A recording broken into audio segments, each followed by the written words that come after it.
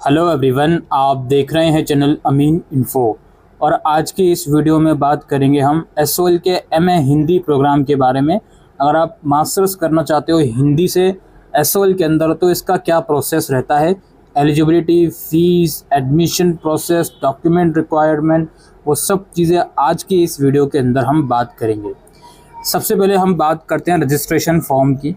SOL में MA Hindi में admission लेने के लिए सबसे पहला स्टेप होता है रजिस्ट्रेशन फॉर्म, जो अभी करंटली ओपन है जिस टाइम पर वीडियो रिकॉर्ड करी जा रही है। रजिस्ट्रेशन फॉर्म कैसे भरना है उस वीडियो के लिए आप डिस्क्रिप्शन में आपको वीडियो दी जाएगी, वो वीडियो आप जाकर देख लीजिए और फॉर्म भर दीजिए। जो बच्चे करंटली फाइनल ईयर में हैं वो भी अप्लाई कर सकते हैं। आप फॉर्म देखेंगे तो आपको पता चलेगा कि किस तरीके से सारी चीज़ें करनी है। और अभी as of now registration form की जो लास्ट डेट है वो अनाउंस नहीं करी गई है, तो आपसे वैसे रिक्वेस्ट है जल्द से जल्द फॉर्म भर दें, अदरवाइज़ लास्ट डेट जब आ जाएगी उसके बाद आप ऑब्वियसली फॉर्म नहीं भर पाओगे। इसके बाद हम बात करते हैं एलिजिबिलिटी क्राइटेरिया की। एलिजिबिलिटी क्राइटेरिया में यहाँ पे 3 क्राइटेरिया रखे गए हैं। आपके पास बैचलर डिग्री हो यूनिवर्सिटी ऑफ दिल्ली की और उसमें कम से कम 2 सब्जेक्ट हिंदी के आपने पढ़े होने चाहिए, या फिर आपके पास मास्टर डिग्री है किसी भी रिकॉग्नाइज्ड यूनिवर्सिटी की, संस्कृत में, इंग्लिश में, मॉडर्न इंडियन लैंग्वेज में, तो भी आप इसमें अप्लाई कर सकते हो, हिंदी के अलावा किसी लैंग्वेज में। या फिर आपने बीए ऑनर्स कराए हिंदी से तो ऑब्वियसली आप इसमें अप्लाई कर सकते हो। ये 2A, 1B, 1A का क्या मतलब है ये अभी जस्ट कुछ सेकंड्स में बताने वाला हूँ। एग्रीगेट मार्क्स आपके 50% होने चाहिए, ठीक है, आपकी बैचलर डिग्री में, और 45% होने चाहिए अगर आप SC ST या PWD से बिलोंग करते हो तो। ऑलराइट, अच्छा, अब एडमिशन इसमें होता कैसे है। एडमिशन के लिए 2 तरीके एसओएल बताता है। पहला तरीका ये है, ग्रेजुएशन के मार्क्स जो आपके हैं उसी के बेसिस पर आपको एडमिशन मिल जाएगा। दूसरा तरीका ये है, अगर आपने CUET PG दिया है तो उसके स्कोर के बेस पर भी आप अप्लाई कर सकते हो। मतलब जो CUET जिस बच्चे ने दिया है वो तो दोनों बेसिस पर एलिजिबल हो जाएगा, CUET का स्कोर भी डाल देगा फॉर्म में और मार्क्स तो डालेगा ही ग्रेजुएशन के, और जिसने CUET नहीं दिया वो सिर्फ ग्रेजुएशन के स्कोर के बेस पर एलिजिबल होगा।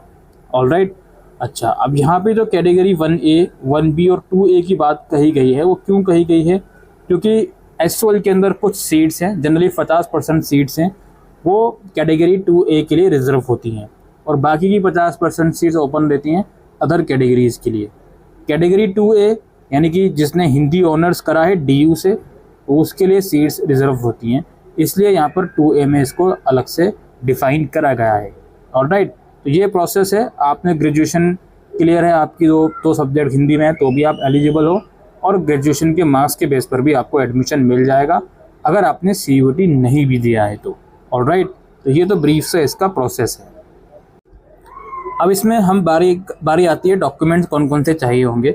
आपको फॉर्म भरते समय तो एक फ़ोटोग्राफ चाहिए होगा, सिग्नेचर चाहिए होगा ऑब्वियसली, 10th 12th की मार्कशीट चाहिए होगी, पासिंग सर्टिफिकेट वो मार्कशीट एक ही बात है, ग्रेजुएशन की मार्कशीट आपको चाहिए होगी। अगर आप as a final year apply कर रहे हो तो सेमेस्टर 5 तक की मार्कशीट आप लगा दोगे और परसेंटेज भी आप सेमेस्टर 5 तक की फॉर्म के अंदर लिखोगे।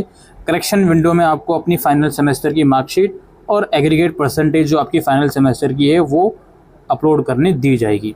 अगर आप ग्रेजुएट हो चुके हो ऑलरेडी पिछले साल तो, या फिर इस साल भी ग्रेजुएट होने के बाद अप्लाई करोगे, अगर लास्ट डेट तब तक ओपन रहती है तो मार्कशीट के साथ साथ अपना प्रोविजनल सर्टिफिकेट भी लगाओगे। बाकी ज़्यादा जानकारी के लिए जो फॉर्म वाली वीडियो है वो आप ज़रूर से देखिएगा। इसके अलावा अगर आपने ग्रेजुएशन DU के अलावा किसी दूसरी यूनिवर्सिटी से करिए तो माइग्रेशन सर्टिफिकेट आपको चाहिए होगा।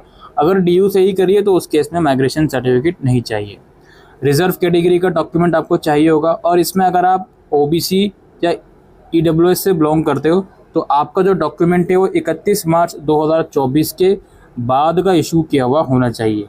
डिसेबल कैंडिडेट को डिसेबिलिटी का सर्टिफिकेट चाहिए होगा। अगर आप BPL कैटेगरी में आते हो, राशन कार्ड वगैरह, तो वो BPL का जो भी डॉक्यूमेंट है वो आपको लगाना होगा, ठीक है।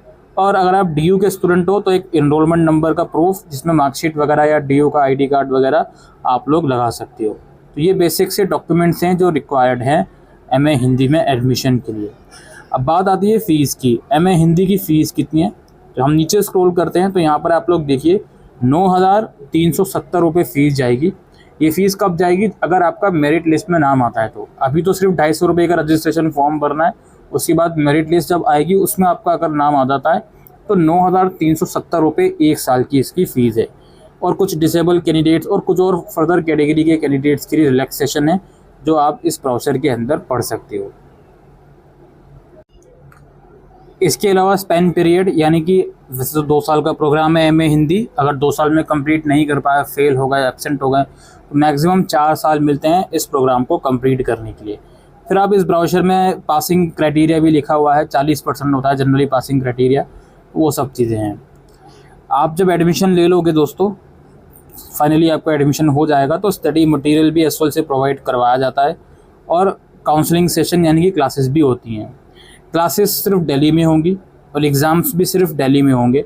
अदर स्टेट्स वाले मोस्ट वेलकम अप्लाई कर सकते हो। एडमिशन अगर हो जाता है तो क्लासेस, हालांकि क्लासेस तो खैर मैंडेटरी नहीं होती, लेकिन एग्ज़ाम्स के लिए आपको दिल्ली आना पड़ेगा। ऑलराइट, बाकी लाइब्रेरी फैसिलिटीज़ होती हैं जो एसओएल के नॉर्थ कैंपस में, वो सब फैसिलिटी आपको दी जाती हैं, बुक बैंक वगैरह, तो उसकी जानकारी यहाँ पर है जो कि आप रीड आउट कर सकते हो।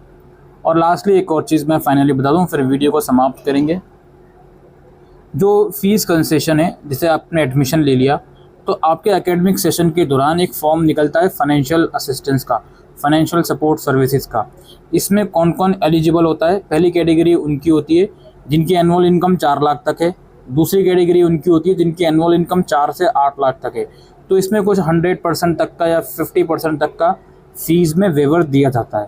इसके लिए आपको इनकम सर्टिफिकेट चाहिए होता है, प्रीवियस सेमेस्टर की मार्कशीट चाहिए होती है, फिर रिसिप्ट चाहिए होती है, और आपका किसी भी सेमेस्टर में आप फेल ना हो।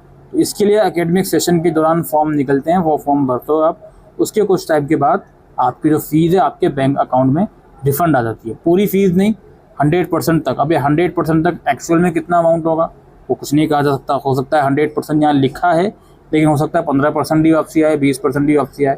तो वो डिपेंड करता है कितने बच्चे एलिजिबल हैं और उसमें कितना फ़ंड एसओएल को मिल रहा है फाइनेंशियल असिस्टेंस के लिए, और वो उसके अकॉर्डिंगली स्टूडेंट्स के अंदर डिवाइड करती है।